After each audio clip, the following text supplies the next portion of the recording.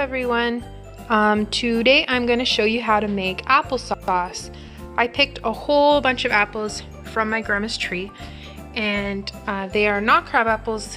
I don't know what kind of apple, but they're quite a bit smaller than like a regular sized apple. This is a grocery store apple, and then these are the apples from my grandma's tree.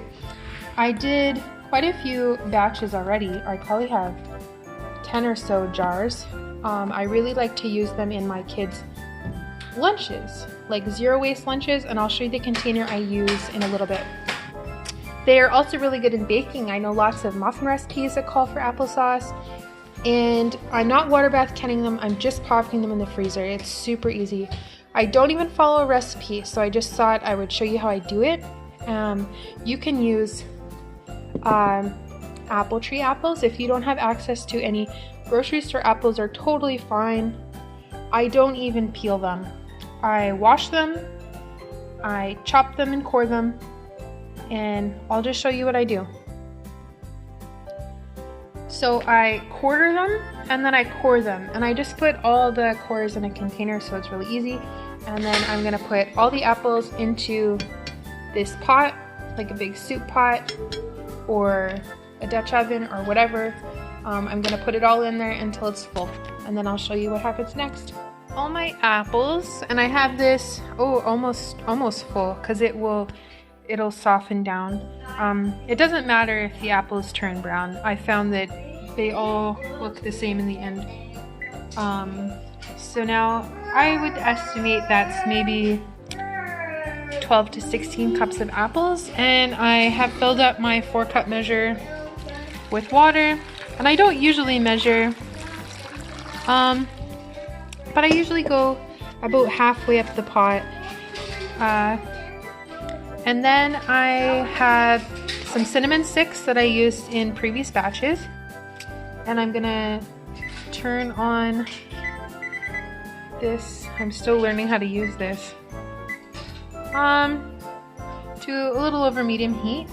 And I am just going to let it simmer now. I'll put the lid on and I will let it simmer for about half an hour, just stirring every once in a while. It has been simmering for, I want to say, I don't know, an hour, and it's pretty soft, so we'll call it good. I'm going to take out the cinnamon sticks, and I'm going to add, this is the 3/4 cup measure of sugar, white sugar, and I will mix it up and then taste it. And I just do the sugar to taste. This is why I don't bother peeling, because I have my immersion blender set up in here, and I'm just gonna focus on blending up the skins.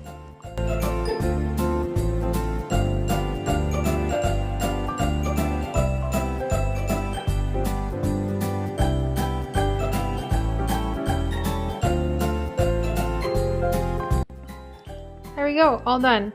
It's a little more liquidy than some of the batches that I've done, but my kids will still love it.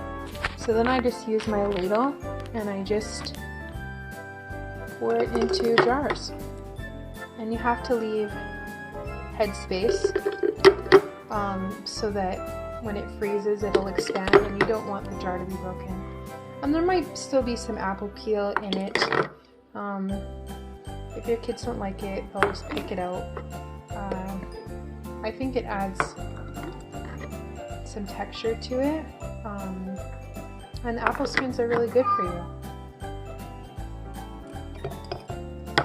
I'm making a mess.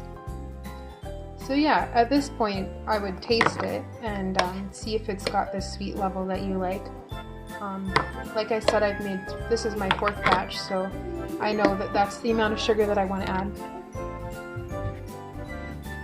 These are the containers that I use for my kids' lunches. They're from Tupperware. They're 1/2 cup measurements. I have probably 15 or so of these, and I find the lids stay on really well. So there's definitely no spilling in the lunch kits. I always label them because If anybody buys Tupperware knows that it's not the cheapest thing. I'm sure there are also similar things out there that are a bit more affordable. Also, the small glass jars might work if you're comfortable sending glass with your kids. They're pretty strong, like we've dropped them and I've never broken one before. So that could probably work. Yeah, so I'll pop these in the fridge and my kids will probably eat them. They don't go to school for another couple weeks, but I know that they'll eat them. And I'll show you the stash I have in my freezer. Here it is. I got 7 large jars and 5 smaller ones, or 4.5. Yeah, that should last me a while.